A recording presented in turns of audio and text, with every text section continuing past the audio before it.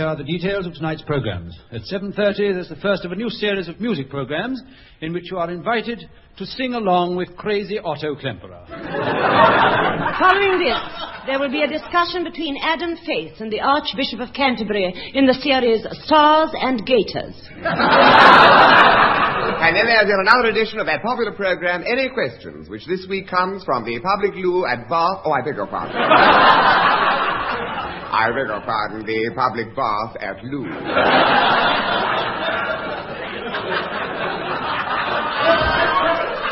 Meanwhile, for those of you who are more easily pleased, here's 30 minutes of star-studded rubbish as Kenneth Horne takes you round the horn.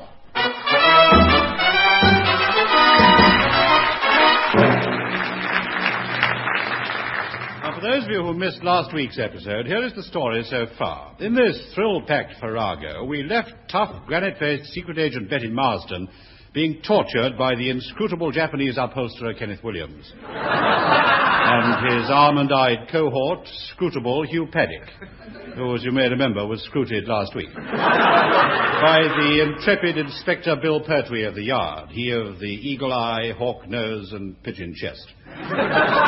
Meanwhile, at the opium den, a victim of the dreadful habit, stirs uneasily in his sleep and, tossing fitfully on his bunk, croaks out the words, "My name's Kenneth Horne."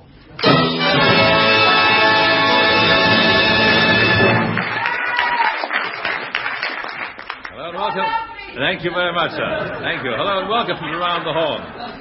Incidentally, Douglas Smith appears by permission of the Bishop Stortford branch of the Ghana Women's Institute. Well, now, first of all, here are the answers to last week's quiz. Well, now, the answer to question 1 was 30 shillings a night. The answer to question 2, well, the odd man out was the cheese sandwich. The cheese sandwich. All the rest were, of course, film stars. Caught a lot of you on the wrong foot, that did. And the other answers were a crusty loaf, tuppence back on the bottle, Mandy Rice Davies, a Himalayan goat, and the puzzle picture, of course, was a bird's eye view of an orangutan's tonsil. Well, now, seriously, and to work, ladies and gentlemen. Today marks the anniversary of the birth of Isambard Kingdom Fortinbras, the father of the doorknob. Now, until Isambard stumbled across his ingenious invention, people who found themselves inside a room couldn't get out and just hung about in surly groups looking baffled and muttering to each other, "How can we get out? There's no doorknob." Well, there's no telling how long the situation would have gone on if young Isambard hadn't come along. He'd always been sort of an inventive turn of mind, having, when quite young, invented the hand-operated bicycle pump, for which there was little demand since bicycles hadn't yet been thought of. In those days, people rode horses, and there was little call for a horse pump. In fact, any attempt to pump up a horse is doomed to failure. At least that's what I've always found. Anyway, as I was saying before I so rudely interrupted myself, one day he was sitting in a brown study, which adjoined his pink bathroom, when the thought struck him, why not a doorknob? And for years he worked, developing and perfecting his design, until finally, there it was on paper, the blueprint for the perfect doorknob. Unfortunately, his plans came to nothing because he couldn't get out of the room to tell anybody about it. Oh, well, I thought I'd just mention it. Now to matters of more immediate concern. Continuing our policy of fearless and outspoken satirical comment, we shall give you the true facts about people in the public eye, withholding nothing. Harold Wilson sleeps in his pajamas. City is really a glove puppet manipulated by Harry Corbett. It's a lie. A scandalous lie. It's Wilfred Bramble in a skin. Richard Dimbleby is the real father of David Dimbleby. Richard Dimbleby is a Luton Girls Choir in a skin. Diana Dawes is really a woman. In a skin. Now, those of you at home probably think the studio laughter you hear from time to time is spontaneous, but if you listen closely, you'll find that the audience on all radio shows sounds curiously the same. Well, actually, the laughter is the work of a highly trained group of men and women whose job it is to infiltrate into every BBC studio audience. In a skin. In a skin. No, not in a skin, no. This week, in the section of our show devoted to the boys in the back room of the BBC... Are you still in there? We are going to consider the work of this group, the BBC clerk, and listen in as they are briefed before going into action. Right, chaps, right, simmer down now. I all know why you're here. We're all experts in the art of making BBC shows a success, and heaven knows that's a difficult enough job. You've all seen a lot of action. Some of you are tired and fatigued. After all, some of you have been out on 6 missions with the Jimmy Clitheroe show alone. But even that's no excuse for the falling off of discipline. You, Fester, I heard the recording of the show you went out on last night. I distinctly didn't hear your laugh. I'm sorry, I tried. I swear I tried. I couldn't laugh. It wasn't funny. I think my sense of humor's gone. It's gone. No excuse. We have a job to do. And there are precious few of us left to do it. This week we've got the toughest assignment we've ever been given. The Kenneth Horne show. It's hell out there. Not that! It's more than flesh and blood can stand. I know, I took it up with the old man, but he insists we've got to go through with it. I can't order you to go. I'm asking for volunteers. I'll go, sir. You can't go, Gosforth. You've got a wife and kids. Well, I've talked it over with the fellow, sir, and she's behind me on this. We know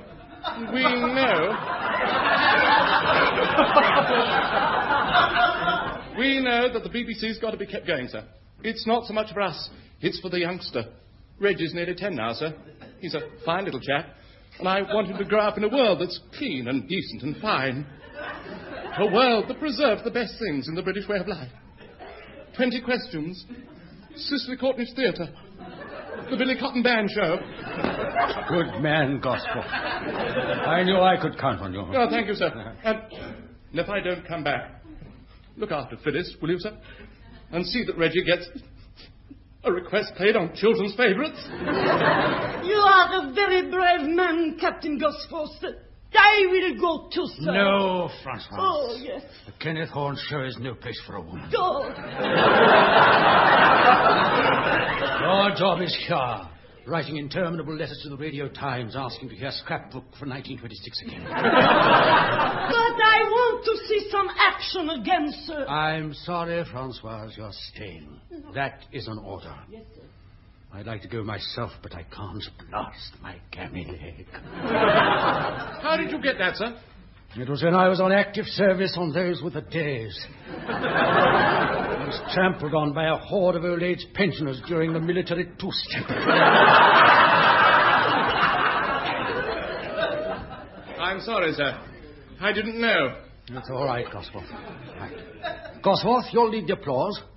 Now, we need someone to cough during the quiet bits. Patterson. What sort of cough do you want, sir? You want a tickle in the throat or a chronic bronchitis? Yeah, you'll have to play that one by ear.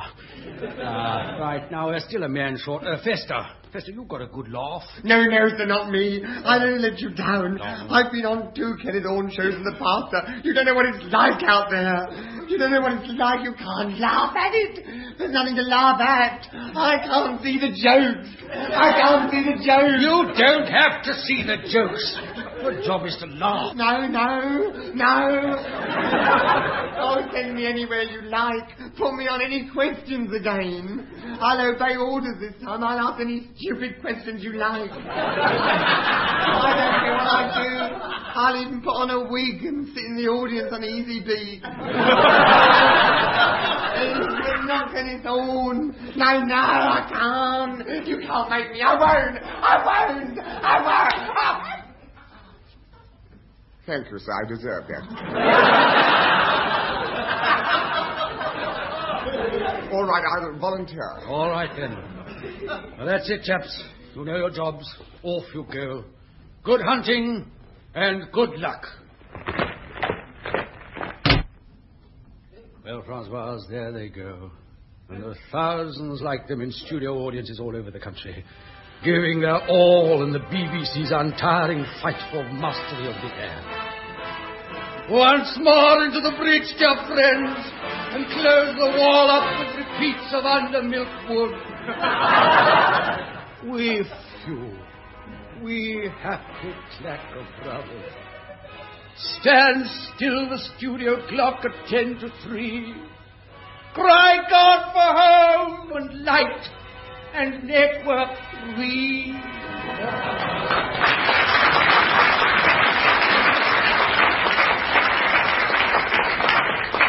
Now we come to trends.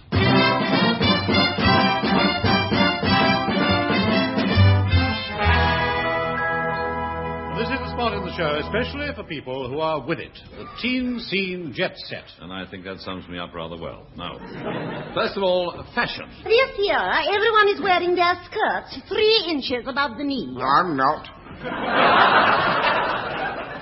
The Edna Grunt boutique is showing a new variation on the topless dress. It's also backless, sideless, and bottomless. In fact, it's a pair of cuffs and a belt. Films are still affecting fashion trends. The Tom Jones look, as you may remember, still sweeps the country. Yes, I do remember. After my wife had seen the film, she bought herself a completely new outfit. Now she looks exactly like Hugh Griffith. Next, literature. The publication has announced this week of a new satirical magazine, Private Ear, Nose and Throat. Here in the studio is the editor, Mr. Crispian Toad. Mr. Toad, what exactly is the object of your magazine? Well, how can I express it? For instance, how do you feel about sex and violence on the television? I think it's rather uncomfortable.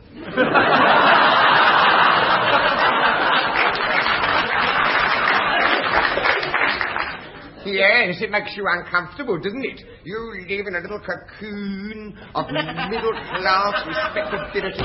Yeah, you're not touched by what's happening in the world. I am. I'm touched. I'm touched, I tell you. You don't feel the wind of change blowing through the sacred cows. I do. I feel it. I feel it. I feel the wind.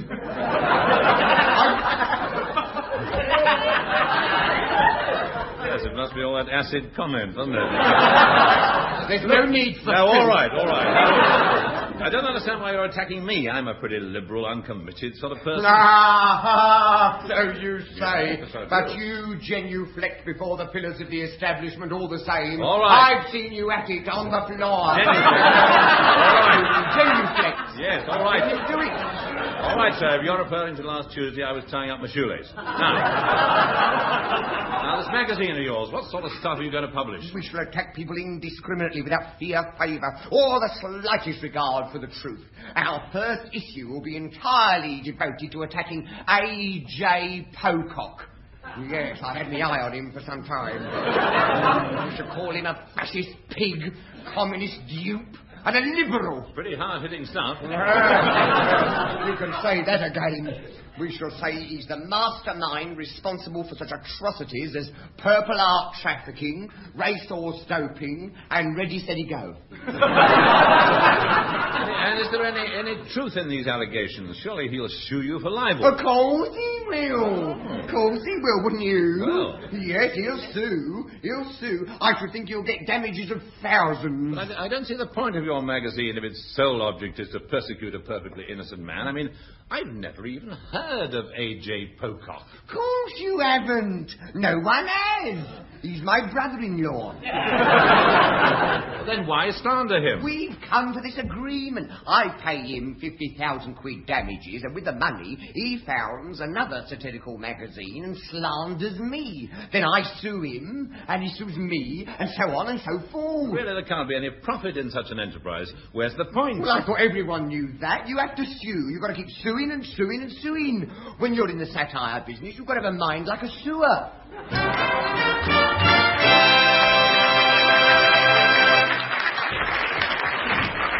And thank you, Mr. Toad. Well, so much for this week's edition of Trends, the section of the show designed for the young in heart. Now, something for the deaf in tone. Singing a number from their new LP, Suddenly It's Bertrand Russell, Here are the Fraser Hayes Four.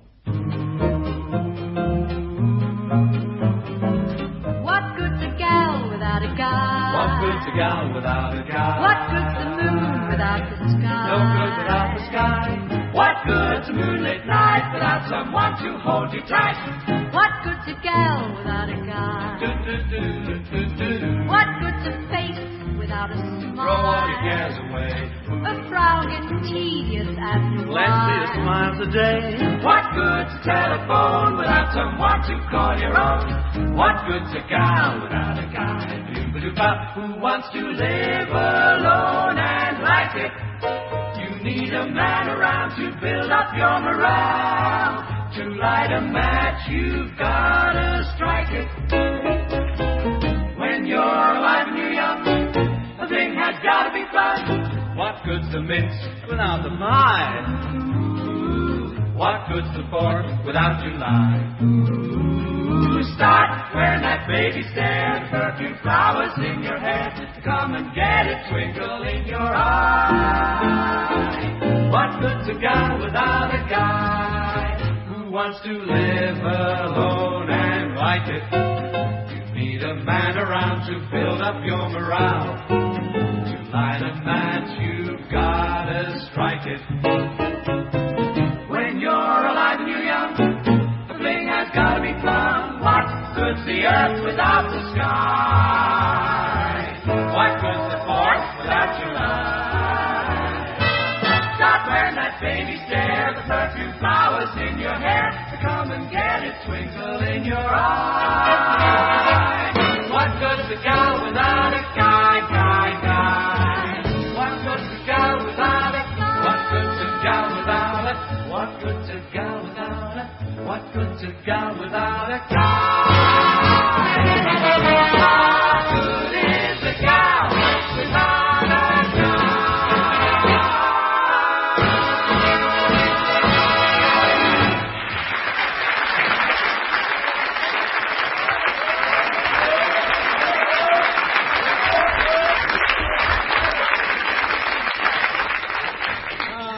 Better out than in, I suppose. And now, episode 2 of the Clissold Saga. I've fallen in love with love. For love is always true. I fell in love with love, my love, when I fell in love with you. And who will ever forget B. Clissold singing that song? But this week we continue the radio biography of the incomparable B, Lady Counterblast, as she later became. That grand old lady of the theatre whose life story makes Fanny Hill sound like Mary Poppins. This week I went down to her lovely old house at Chattering Parva, where she lives in seclusion, to record the second episode of her reminiscences.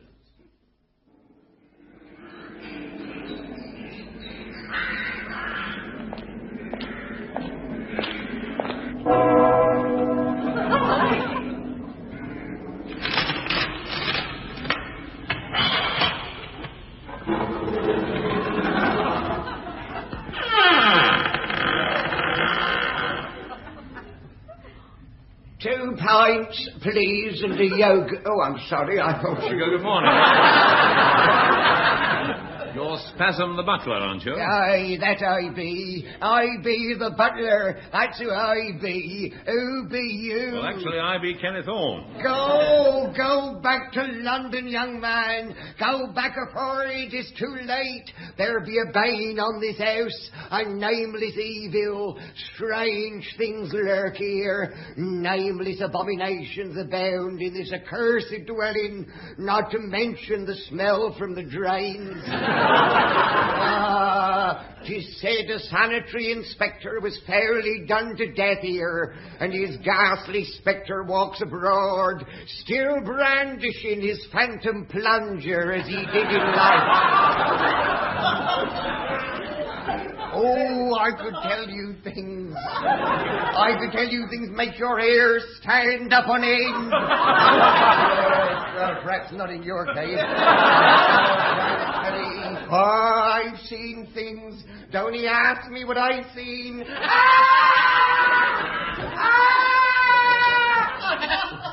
Don't he ask me? Don't he ask me? Don't he ask? Well, I hadn't intended to. Oh. Well, I've seen the mad nun of chattering Parver by moonlight. She comes a riding of her white stallions and a blowing of her phantom bagpipes. You mean she's a ghost? I hope so. It'd be more worrying if she weren't. What business have you here, young master? I wanted to interview B. Clissold, Lady Counterblast. Remember, I was here last week. So you was. Come with me then, young master. This way, young master. Lady Counterblast is in here. There's a visitor for you, my lady. The mad nun of chattering Parver. No, Kenneth Horne, actually. It's just a trick of the light. May I come in? Please do. Come and sit by me on the sofa, dear boy. Oh, spasm, dear. Leave us now, will you? We're doomed. We'll be doomed. I got a touch of the doom. Yes, dear. Well, keep taking the tablets. Shut the door. That's... Now, Mr. Horne, what do you want to know? Well, last week you told me you've been married many times. So I had many times. Many times. Many times. Yes. Well, what I wanted to know was Excuse me, I haven't finished. Many times. Many times. There. Now, last week you were telling us about your first husband, the Marquis of Tanby. I believe that soon after his death in 1892, you married again. Oh, yes, again and again. Yes, thank you. Many. Yes, quite. But at one time, I believe, you were married to the pioneer aviator Orville Thrust. Was I? Oh, of course. I remember him now. I soon got rid of... Yes, that was in 1905. I recall the first time I saw him, bless him. He was covered all over in grey fur, with a little pointed nose and enormous whiskers. I beg your pardon? It was at a fancy dress ball at Lady Runcivel's. He'd gone as Lewis Carroll's dormouse. Everybody was there. And in my fancy dress, I was the belle of the ball, as I whirled round in the arms of a handsome young dormouse. I haven't been able to take my eyes off you since you entered the ballroom. Come. Where are you taking me? Out onto the terrace. I must talk to her. I have a dream, Beatrice. Would you like to tell me about your dream? Yes. This may sound silly, but I believe that one day I shall be able to do what birds do. Does it sound far-fetched? Not far-fetched. Just kinky. I want to fly, Beatrice. To fly. To fly has always been my ambition. You see, Beatrice, there comes a time in a man's life when he must ask himself, what am I? Where am I going? What is my purpose in being on this mortal sob? What am I, Beatrice? What are you what? Not what am I what? What am I who? Well, who are you, what are you who then? If only it were that simple. And when I've answered that question, I must ask myself why. Why am I, who am I, what am I, who? I'll tell you. Ecce homo. I'm a man, a simple man. And it's simple men who change the course of destiny. What, Tyler? He was a simple man. Yes. Robert the Bruce, he was a simple man. Troilus Lackwind, he was a simple man. Who? Troilus Lackwind, my uncle. He was a simple man. Downright stupid, he was. He used to set fire to the living room curtains, then run out into the street in his underclothes and try and get a ride on the fire engine. What are you trying to tell me? But just that simple men like Uncle Troilus and me can change the course of history. I'm going to build a flying machine. I want to be the first to fly the channel. But there are some things a man cannot do alone. Marry me, Beatrice, and together we'll reach the stars.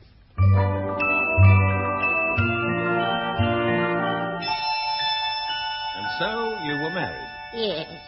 But unfortunately, once the honeymoon was over, he became completely obsessed by his work, and he had little time for me. It was work all the time as he struggled to complete his flying machine.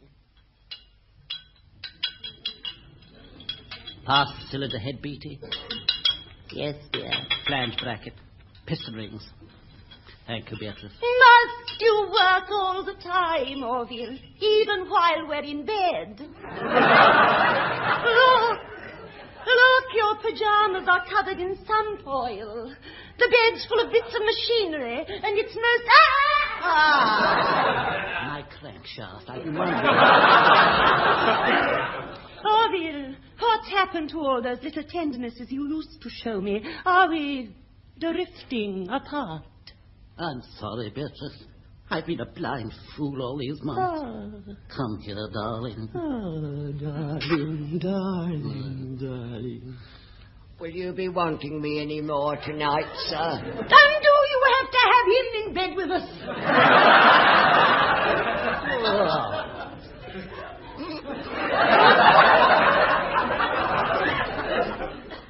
Well, faithful old Trustpot. He's my chief mechanic. I wouldn't make a move without him. Besides, we've got a lot of work to do. The maiden flight is the day after tomorrow. Well, I've had enough. Either Trustpot goes, or I do. I'm sorry, Trustpot. You do understand, don't you? Yes, sir. Well, I'll bid you good people good night, then. Right. All right, then. Out of bed. We're knocking off.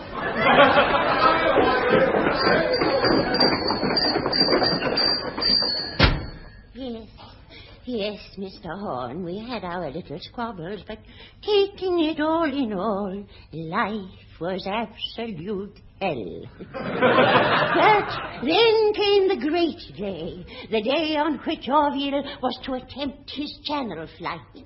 At 6:30 in the morning, we gathered on a cliff top near Dover, a small, dedicated group of pioneers.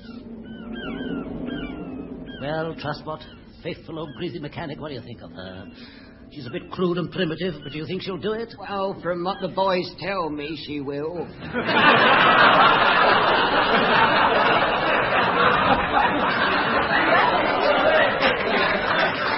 Yes, well, we'll soon find out. What's the visibility like? It's hard to say, sir, in all this fog. You'll be all right, sir, once you get her up. The plane is ready, sir. Well, Beatrice, wish me luck. Good luck, Orville. Good luck. What a tense moment it was as Orville clambered into the rude aircraft. A mechanic twirled the rude propeller. Trustpot made a rude gesture. And the plane took off. Climbing and climbing, soaring higher and higher, like a nostalgic angel, until it was almost 4 feet off the ground. But then, alas, with a sickening lurch, it veered off course into a field of cows and made a pancake landing. Poor Orville. I blame myself, you know, for his sad fate. You mustn't, dear lady. Don't torture yourself. I feel I could have prevented it somehow. It may sound sentimental of me, but I believe he would be alive today if only I hadn't sawn through his joystick.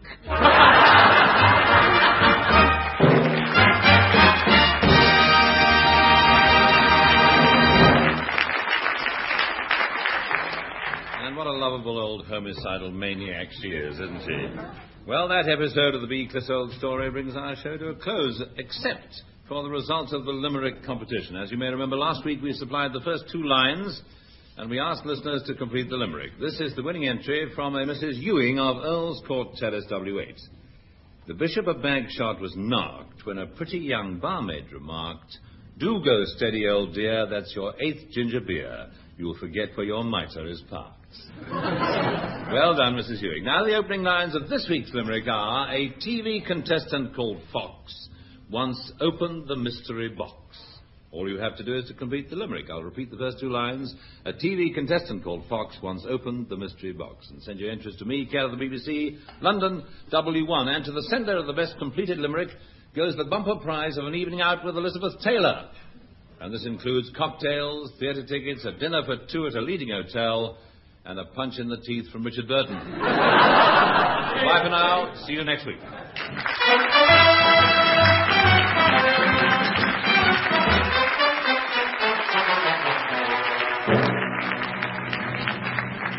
That was Round the Horne, starring Kenneth Horne, with Kenneth Williams, Hugh Paddick, Betty Marston, and Bill Pertwee. On the musical side, you heard the Fraser Hayes Four and Paul Feneley and the Hornblowers, with incidental music composed by Edwin Brett. The script was by Aviator and Marty Feldman, and the show is produced by John Simmons. In a sting.